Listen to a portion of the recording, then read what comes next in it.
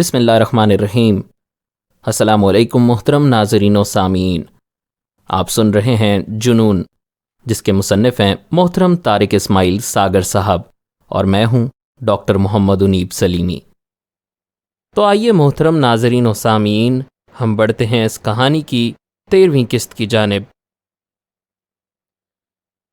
زرباغ نے اپنے کمرے میں پہنچ کر سب سے پہلے اپنے فریج میں منی بار دیکھی اور بیئر کی ٹھنڈی بوتل چڑھا کر خود کو نارمل کرنے کے بعد دوبارہ ہوٹل کی لائن سے وہی نمبر ملانے کی کوشش کی جس سے پہلے جواب نہیں ملا تھا۔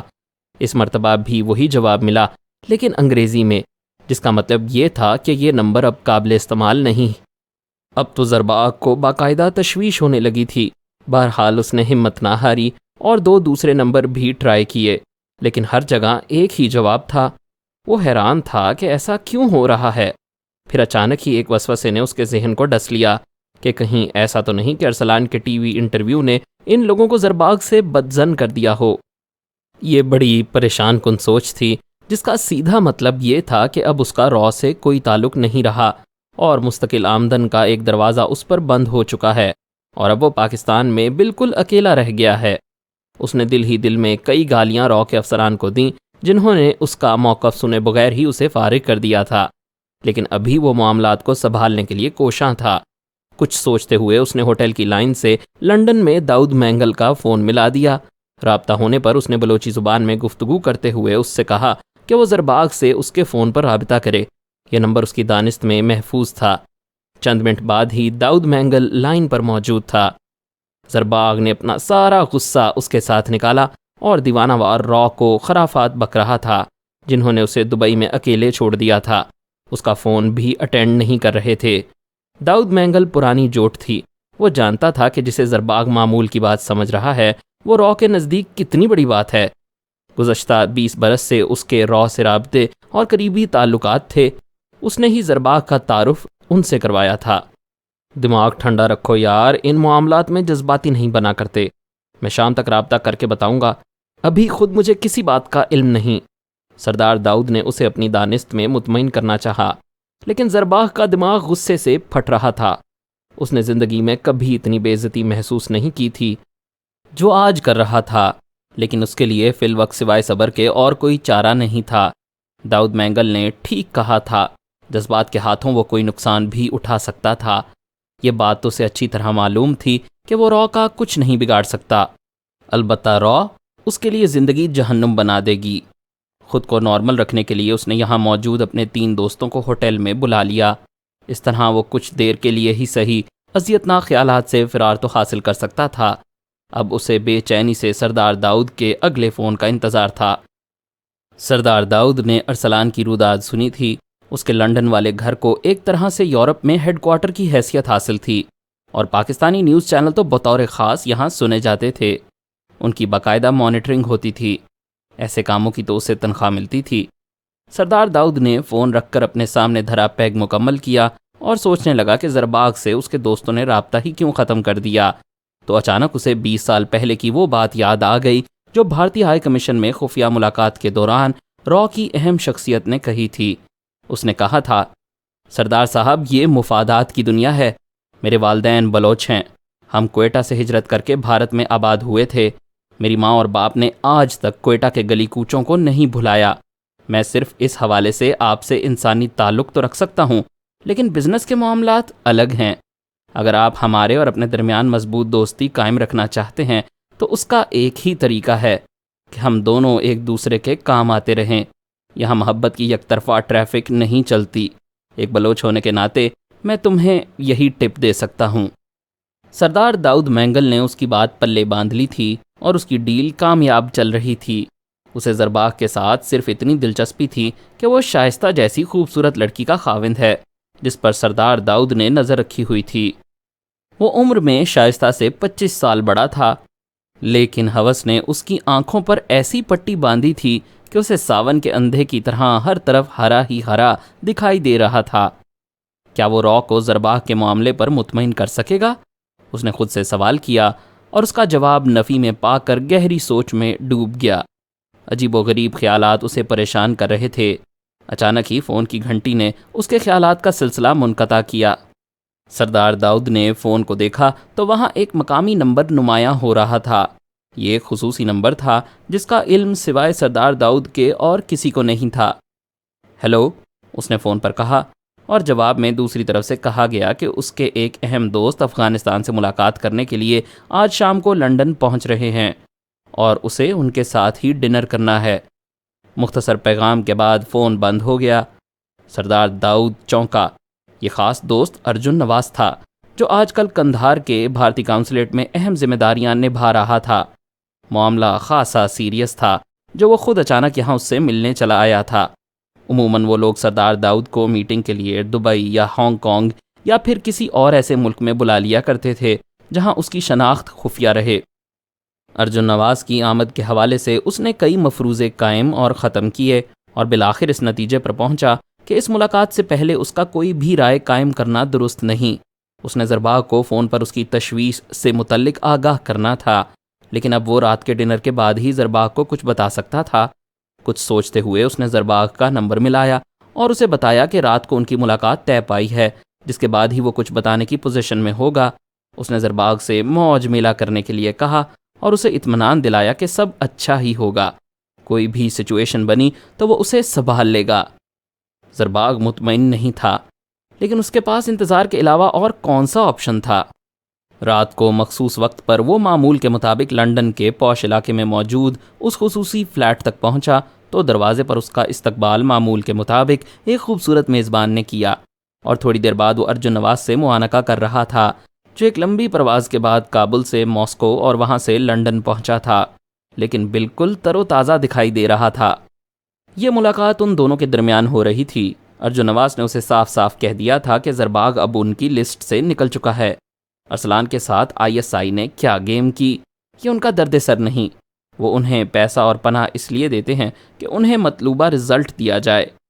ملاقات کے آخری لمحات میں اچانک اس نے سردار داؤد مینگل کی طرف جھکتے ہوئے کہا تھا، سردار صاحب، تحریکیں شہیدوں کے خون پر پلتی ہیں، آپ کی تحریک کو بھی کوئی بڑا شہید درکار ہے، آپ میرا مطلب سمجھ گئے ہیں نا؟ اس نے کہا لگایا، اور سردار داؤد کے اعصاب بھی ڈھیلے پڑنے شروع ہوئے۔ واقعی انہیں ایک بڑے شہید کی ضرورت تھی، اور وہ ضرورت زرباغ کی شہادت ہی سے پوری ہو سکتی تھی۔ بالکل بجا فرمایا آپ نے، اس نے مسکراتے ہوئے ارجن نواز کے ہاتھ پر ہاتھ مارا۔ اب اس معاملے کو مجھ پر چھوڑ دیں۔ سردار داؤد نے گردن جھکا لی۔ بالکل سردار صاحب، بھلا ہم آپ کے ذاتی معاملے میں مداخلت کرنے والے کون ہوتے ہیں؟ بس ہماری یہ خواہش ضرور ہے کہ یہ شہادت بڑی بھرپور اور نتیجہ خیز ہونی چاہیے، اور اس سے تحریک کو نئی زندگی ملنی چاہیے۔ وقت اور مقام کا تعین بہرحال آپ نے ہی کرنا ہے۔ اگر آپ چاہیں گے تو ہم ہر ممکن معاونت بھی مہیا کریں گے۔ ارجن نواز نے اس کی طرف مسکراہٹ اچھالی۔ ارے کیوں نہیں جناب، آخر دوست ہی دوستوں کے کام آتے ہیں۔ سردار داؤد کا کہا بلند ہوا۔ وہ ابھی سے شائستہ کو اپنی باہوں کے حصار میں محسوس کر رہا تھا۔ اس کا مطلب یہ ہے کہ وہ را کے لیے فالتو بوجھ یعنی ایکسیس بیگیج بن چکا ہے، بریگیڈیئر باجوہ نے بالآخر ایک فیصلے پر پہنچنے کے بعد کہا۔ زرباغ کی دبئی میں مصروفیات اور را کی طرف سے قطع تعلقی کی رپورٹ کے بعد یہ ہنگامی میٹنگ بلائی گئی تھی۔ اب وہ جلد ہی اس سے جان چھڑا لیں گے، سر کوموڈور آصف نے رائے دی۔ ہاں، کہتے ہوئے بریگیڈیئر باجوہ نے کرنل زاہد کی طرف استفہامیہ نظروں سے دیکھا۔ یقیناً وہ ایسا ہی کریں گے سر، لیکن اس موو سے وہ ہم پر قرض ضرور چڑھانے کی کوشش کریں گے۔ کرنل زاہد نے نپی تلی رائے پیش کی۔ آف کورس، کوموڈور آصف نے کہا، وہ یہ کام تو مینگل کے ذریعے کروائیں گے، لیکن اس کا ملبہ ارسلان گروپ پر ڈالیں گے۔ انہیں بہرحال ایک بڑا شہید چاہیے، اس طرح ایجنسیوں کے ماتم کی نئی سیریز بھی چل جائے گی۔ کوموڈور آصف نے واقعی بڑی اہم بات کی تھی۔ وہ سب اس نتیجے پر پہنچ گئے تھے کہ ISI نے ارسلان گروپ کی شکل میں جو حملہ ان پر کیا تھا اس کا جواب تو وہ ضرور دیں گے، اور اس جواب کے ممکنہ آپشنز کیا ہو سکتے ہیں۔ اس پر کافی دیر تک ان کے درمیان گفتگو ہوتی رہی۔ اس دوران دبئی سے زرباغ کی پل پل کی نقل و حرکت ان کے سامنے رکھے مانیٹر پر اپ ڈیٹ ہوتی رہی۔ اس بات کی مکمل تصدیق ہو گئی تھی کہ را نے اس کے ساتھ تمام رابطے توڑ لیے ہیں۔ ظاہر ہے اب زرباغ کو مینگل ہی پر انحصار کرنا تھا۔ لندن کے خصوصی سیف ہاؤس میں سردار داؤد مینگل کی آمد اور روانگی ان کے علم میں تھی اور کندھار کے بھارتی کونسولیٹ میں ان کے سورس کی طرف سے ارجن نواز کی لنڈن روانگی، اس کی فلائٹ اور ٹکٹ نمبر تک ان کے سامنے موجود تھا۔ کڑیوں سے کڑیاں ملاتے یہ میگا مائنڈز ساری کہانی کو بخوبی سمجھ چکے تھے، اور اب انہیں را کے حملے سے پہلے اسے ناکارہ کرنے کی حکمت عملی طے کرنی تھی۔ اگلے روز قریباً ہر قابل ذکر اخبار اور چینل میں ارسلان گروپ کے کمانڈر ارسلان نے بتایا تھا کہ اس کی طرف سے زرباغ سے علیحدگی کے بعد سردار داؤد مینگل نے اس سے رابطہ قائم کیا ہے اور زرباغ کو ٹھکانے لگانے کے لیے ایک بڑی رقم کی پیشکش کی گئی ہے، لیکن وہ ان سرداروں کو بھی اچھی طرح جانتا ہے اور دشمن کی کسی سازش کا حصہ نہیں بنے گا۔ اس نے اپنے بیان میں کہا تھا کہ زرباغ سے علیحدگی اور اس کے گھناؤنے جرائم سے پردہ اٹھانے کے بعد را زرباغ سے ناراض ہو گئی ہے اور اس نے داؤد مینگل کے ذریعے زرباغ کو ٹھکانے لگانے کا منصوبہ بنایا ہے۔ وہ زرباغ کے قتل کا پروگرام منسوخ کر رہے ہیں۔ اگر زرباغ مارا جاتا ہے تو اس کا ذمہ دار داؤد مینگل یا پھر اس کی گاڈ فادر آرگنائزیشن را ہوگی۔ اس قتل سے ان کا کوئی تعلق نہیں ہوگا جب وہ زرباغ کو ماریں گے، صرف اس لیے کہ ساری دنیا کو یہ بتا دیں کہ یہ کام واقعی ارسلان گروپ کے مجاہدین نے کیا ہے۔ نیا تماشا ہاتھ لگتے ہی چینلز کی دوڑیں لگ گئیں۔ وہ دن میں متعدد مرتبہ اسے بریکنگ نیوز بنا کر چلا چکے تھے، اور رات کے خبرنامے میں تو ارسلان کے فریش کمنٹس بھی 2 اہم ٹیلی ویژن چینلز نے لے کر نشر کر دیے تھے، جس میں اس نے اس سی ڈی کے صحیح ہونے کی تصدیق کی تھی۔ ٹی وی چینلز نے بتایا تھا کہ ارسلان نے خود ان سے رابطہ کیا ہے اور جس سیٹلائٹ فون سے بات کی گئی تھی اس کا نمبر انہیں نہیں دیا گیا۔ اس نے چینلز کو بتایا تھا کہ جب اسے ضرورت ہوگی وہ خود ان سے رابطہ کرے گا۔ اس سوال کے جواب میں کہ کیا وہ پاکستان میں ہے یا اس سے باہر، ارسلان نے کہا تھا کہ وہ اتنا بے وقوف بھی نہیں ہے کہ اس سوال کا واضح جواب دے۔ البتہ اس نے دعویٰ کیا تھا کہ پاکستان کی انٹیلیجنس ایجنسیاں اس کے پیچھے ہاتھ دھو کر پڑی ہیں اور وہ اس کے رشتہ داروں کو تنگ کر رہے ہیں۔ اس نے ایجنسیوں کو وارننگ دی تھی کہ وہ اس کے راستے میں نہ آئیں، کیونکہ وہ ملک توڑنے کی سازش نہیں کر رہا، نہ ہی ایسا کرنے والوں کا ساتھی ہے۔ اپنا مشن مکمل ہونے پر وہ خود گرفتاری پیش کر دے گا۔ اخبارات اور نیوز چینلز کے مطابق انہوں نے وزارت اطلاعات، FIA اور دیگر ایجنسیوں سے رابطہ کر کے اس بارے میں معلومات حاصل کرنے یا وضاحت حاصل کرنے کی کوشش کی ہے، لیکن ہر طرف سے اس پر لا علمی ظاہر کی گئی ہے، جبکہ دفاعی اداروں نے اس مسئلے پر خاموشی اختیار کی ہوئی ہے۔ ارجن نواز کے سامنے دن بھر کی ریکارڈنگ پیش کی گئی تھی اور اب وہ پہلی مرتبہ اپنی کرسی سے بے اختیار اٹھ کر کھڑا ہو گیا تھا۔ او مائی گاڈ! اس نے دوبارہ بیٹھ کر لمبی سانس لی۔ اس کا مطلب ہے ان لوگوں کی پینیٹریشن بہت دور تک ہے۔ انہیں ہنٹ ہو گیا تھا، تبھی تو یہ جوابی چال چلی گئی ہے۔ انہوں نے اپنے سامنے بیٹھے اپنے دونوں ماتحتوں کی طرف تشویش بھرے انداز میں دیکھا۔ سر، یہ سارا اندازے کا کھیل ہے، بلائنڈ گیم کھیل رہے ہیں یہ لوگ۔ آپ تو جانتے ہی ہیں سر، ماضی میں ایسے کئی جال ہم پر پھینک چکے ہیں۔ میجر اوبرائے نے کہا۔ سر، ادھر کاؤنٹر کے لوگ بہت ہوشیار ہیں۔ کاؤنسلیٹ میں کوئی چپڑاسی بھی ڈوئل چیک کے بغیر نہیں رکھا جاتا۔ یہ سب شمالی اتحاد کے لوگ ہیں۔ ہم نے پشتو سپیکنگ ایک بھی ملازم نہیں رکھا۔ ادتیہ شکلا نے اپنی صفائی پیش کی کیونکہ وہ کاؤنسلیٹ کا سیکیورٹی انچارج تھا۔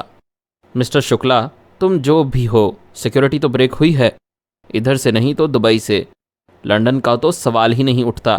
ہم 8 سال سے وہ سیف ہاؤس چلا رہے ہیں، بڑی بڑی اہم میٹنگز ہوئی ہیں وہاں۔ اس بات کا تو سوال ہی نہیں اٹھتا کہ کبھی کوئی مسئلہ کھڑا ہوا ہو۔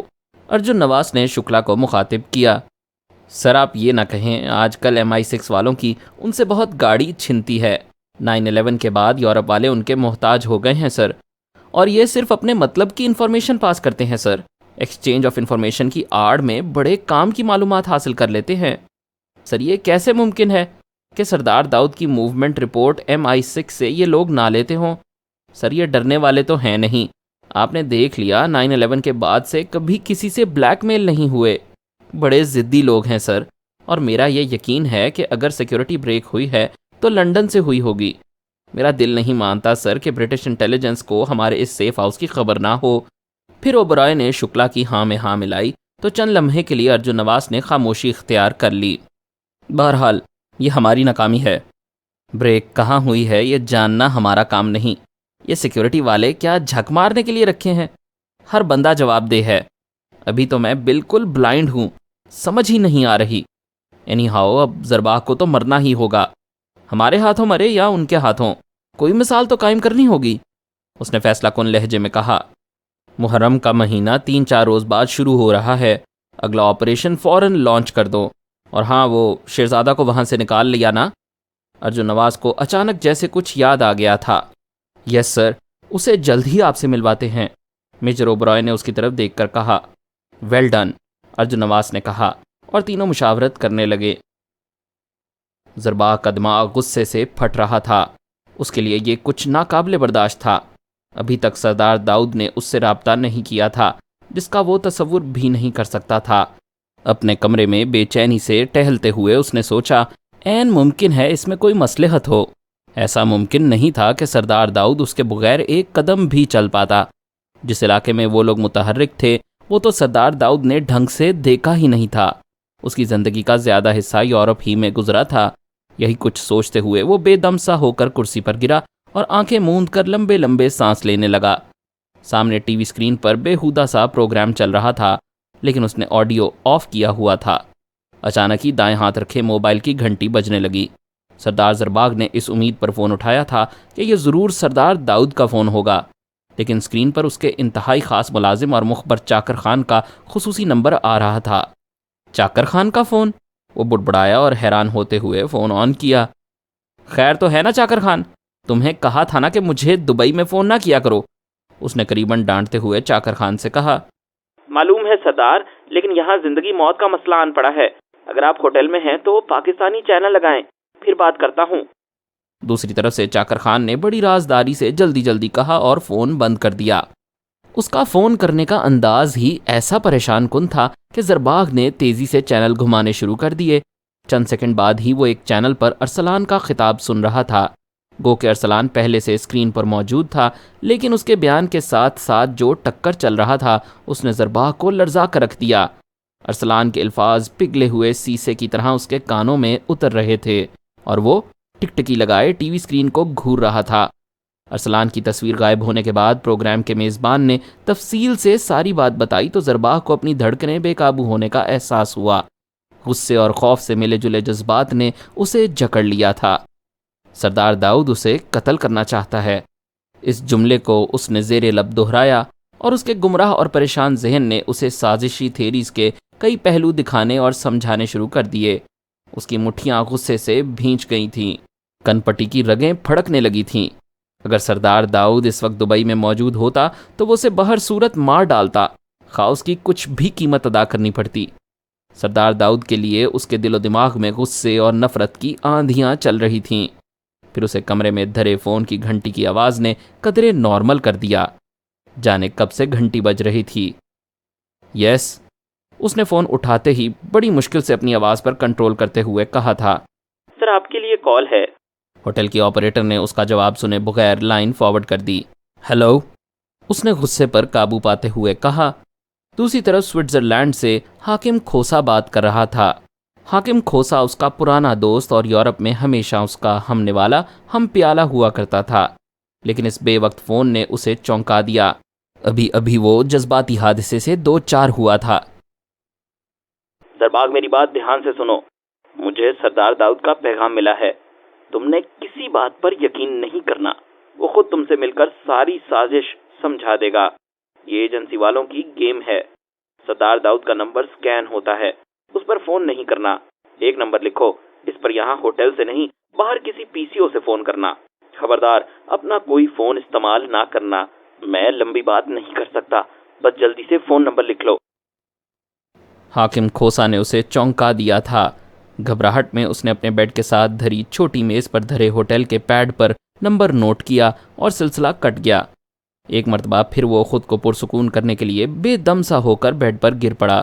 پھر کچھ سوچتے ہوئے اٹھا اور فریج میں موجود منی بار سے ایک پیگ تیار کر کے حلق میں انڈیلا، جس سے اس کے اعصاب کچھ پرسکون ہونے لگے تھے، لیکن اس کے شیطانی دماغ نے اس کے اعصاب کو بری طرح جکڑا ہوا تھا اور عجیب و غریب پریشان کن خیالات نے اسے گھیرا ہوا تھا۔ تھوڑی دیر بعد وہ اٹھا اور ہوٹل سے ٹیکسی لے کر اپنے ایک دوست کے آفس پہنچ گیا۔ یہ آفس ایک طرح سے ان کا سیف ہاؤس بھی تھا۔ شاید اس نے ابھی تک یہ خبر نہیں سنی تھی، ورنہ ضرور زرباغ سے اس کا تذکرہ کرتا۔ زرباغ کو دیکھ کر وہ قدرے مؤدب ہو گیا۔ زرباغ نے صاحب سلامت کے بعد اسے تھوڑی دیر کے لیے اکیلا چھوڑنے کو کہا اور اپنے دوست کے کمرے سے نکلتے ہی دروازے کو لاک کرنے کے بعد حاکم کھوسا کا لکھوایا نمبر ملانے لگا۔ مزید اقساط سننے کے لیے ہمارے چینل کو سبسکرائب کیجیے، بیل آئیکن کو کلک کریں تاکہ آپ کو ہمارے نئے اپلوڈز کے متعلق نوٹیفیکیشنز ملتی رہیں۔ ہماری ویڈیوز کو لائک اور شیئر کریں اور کمنٹ سیکشن میں ہمیں اپنی رائے سے آگاہ کرتے رہیں۔